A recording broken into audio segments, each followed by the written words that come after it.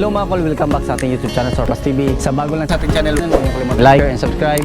Click na rin ang notification bell para laging updated sa ating mga susunod na video uploads kayo ito.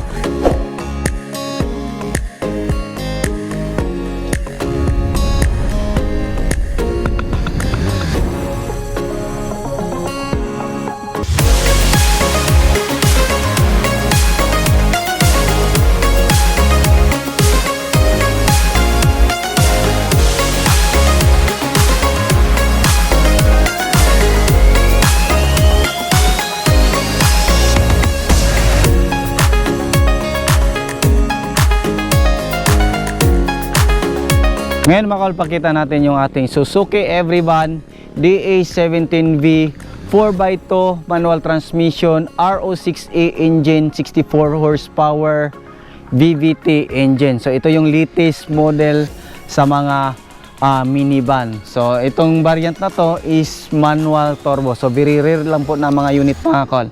So check natin, tapusin natin yung video para malaman natin kung magkano ang presyo sa ganitong setup. So yan, makita natin, candy tone red yung kulay ng ating unit. Ansal urethane po yung gamit natin.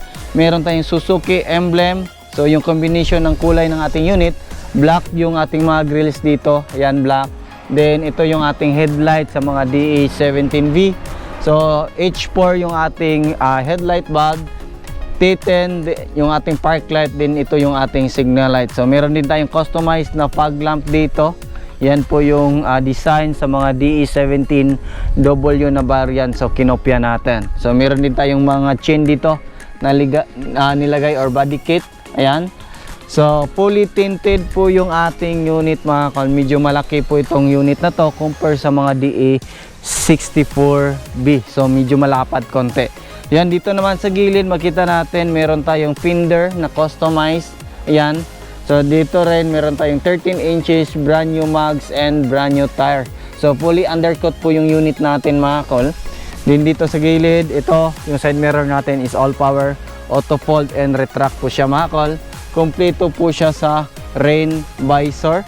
Din makita natin dito, black po yung gitna ng ating mga door para pag titingnan sa malayuan, parang buong salamin po siya mga kol. Ayan, meron din tayong detachable carrier sa itaas. Yan, makita natin, high roof po yung ating unit. So dito naman sa gilid, meron tayong customized na body kit. Yan. So nilagyan natin ng body kit kasi original sa mga DE17B, wala po silang mga body kit. So dito naman sa likuran mga kol, makita natin, meron din tayong customized na spoiler. So yan po yung request ng ating owner na lagyan ng spoiler.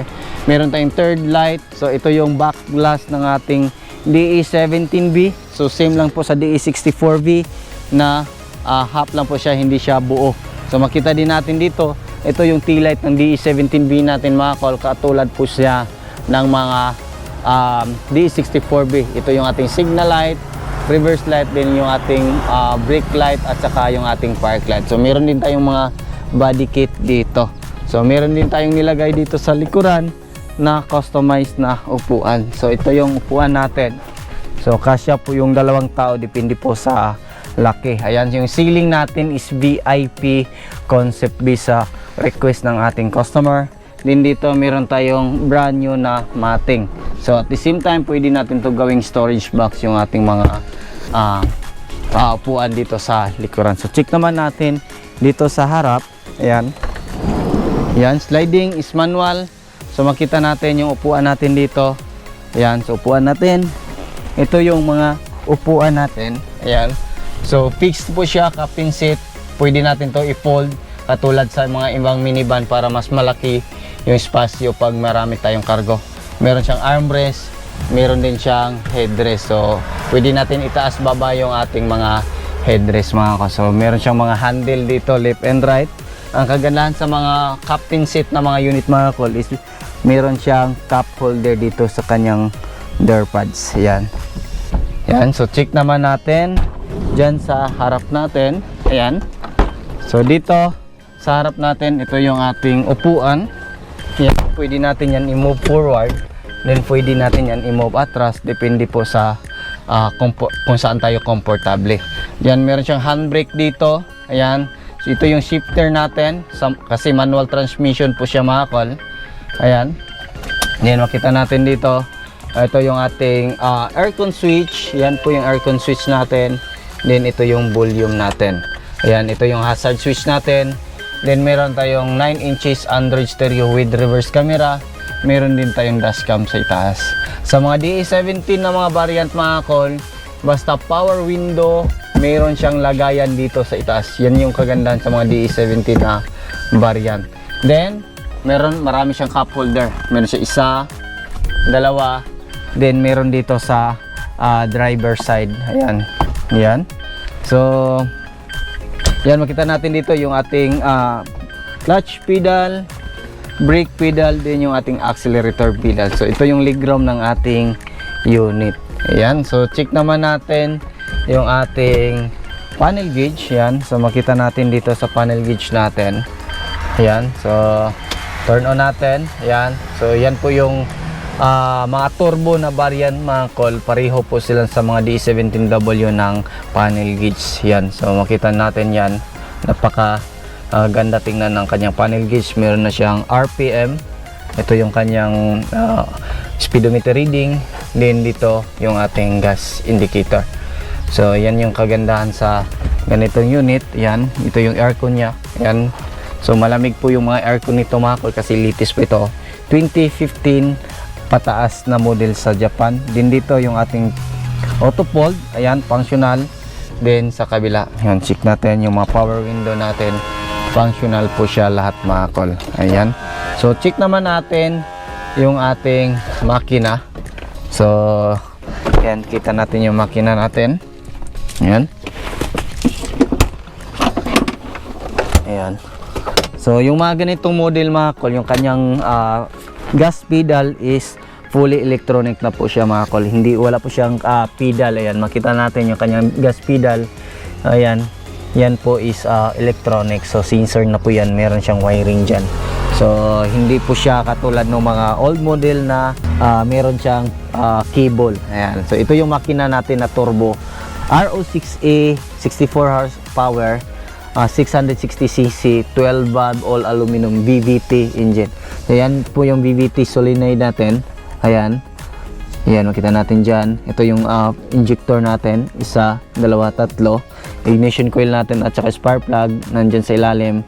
Din yung ating makita natin yung ating oxygen sensor. Yan, dyan sa ilalim din, nandyan yung ating turbo. So dito tayo mag-refill ng oil. Ayan, so pakita naman natin sa kabilang side kung ano yung makita natin dito. Ayan, so ang ganda ng candy tone red na unit. So pakita natin dito. Ayan. Ayan. Ayan. So ito yung throttle body natin mga kol, fully electronic, wala po siyang cable. So kaya mas matipid to compare sa mga 64 na mga model kasi naka VVT, variable valve timing, tapos naka full electronic na po siya yung ating throttle body. So accurate po yung ascend from dito sa ating throttle, yung open ng throttle papunta dito sa ating ECU. Ayan, then yung ECU na then accurate yung ano niya, mabato niya na information from throttle body papunta doon sa ating injector sa ating unit. So yan po yung manual transmission natin. Ito yung ating alternator, then ito yung ating aircon compressor, so VVT, air filter housing, then ito yung ating main fuse box, then ECU. So kita naman natin yung ating hood opener, kung ano yung makita natin dito. Dito naman sa ating front or dito sa ilalim na ating hood is yung makita natin yung ating ito yung ating coolant reservoir. Ayan, then yung ating windshield washer reservoir. So ito yung brake fluid natin. So coolant talaga yung mga nilalagay natin sa ating unit. So yan, so yan po yung unit natin ngayon mga kol. So yung presyo nito is umabot po siya ng 374,000 all in na po yan mga kol. Kasama yung mga upgrade body kit, fog lamp, fender, brand new mag wheels, Android stereo, yung mga spoiler, top load carrier, yan po yung kasama sa ating package. So made to order po tayo mga kol, kayo yung mamili ng kulay kung ano yung gusto nyo. So yan po yung vlog natin ngayon mga kol. So maraming salamat po sa inyong patuloy na pagsubaybay mga kol. Sa bago lang sa ating channel, don't forget to like, share, and subscribe. Then click na rin yung ating notification bell para updated kayo sa ating mga next video uploads kayo. Ingat po mga kol, and bye bye. God bless po sa ating lahat.